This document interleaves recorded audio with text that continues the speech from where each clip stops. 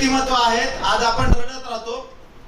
आज ह्यांना अक्षरशः आपल्याला देवानं डोळे दिलेत, कान दिलेत, आपल्याला बोलायला दिलंय. आज हे साहेब सर, तुमचं नाव काय? माझं नाव पांडुरंग खडसरे. पांडुरंग सर आहेत, खडसरे सर. आणि हे देवाचं नाव आहे. पण दुःखाची गोष्ट असेल की साहेबांना बघता येत नाहीये, दुनिया एवढी सुंदर दिसत नाहीये, पण आपल्या नजरेतून ते पाहताय. ते त्यांची इच्छा झाली की मी माय लाईफ का चालू केलं. Yes sir.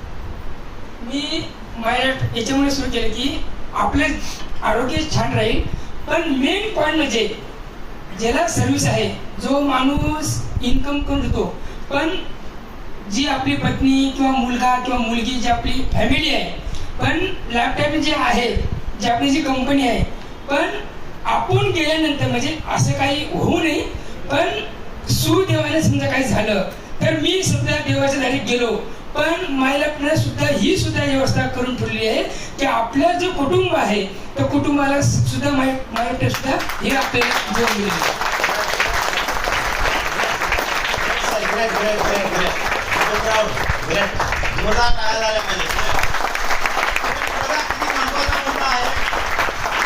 नोकरी करत असताना, व्यवसाय करत असताना जर मी दुनिया सोडून गेलो तर माझ्या कुटुंबाला इन्कम सोर्स काही भेटणार नाहीये. पण माय लाईफ मध्ये जर मी टीम तयार केली आणि इन केस मी देवाघरी गेलो तर माझ्या टीमनं काम केलेलं उत्पन्न माझ्या मुलांना, माझ्या नॉमिनीला मिळणार. आणि ह्यासाठी पांडुरंग साहेबांनी सांगितलंय की मी माय लाईफस्टाईल चालू केली आहे. म्हणजे मला सांगायचं किती, काही लोक रडत राहतात की आणि ह्या व्यक्तींना एवढं असून सुद्धा हे व्यक्ती आज माय लाईफ करते. मग आपल्याला अभिमान वाटला पाहिजे की नाही पांडुरंग साहेबांचा?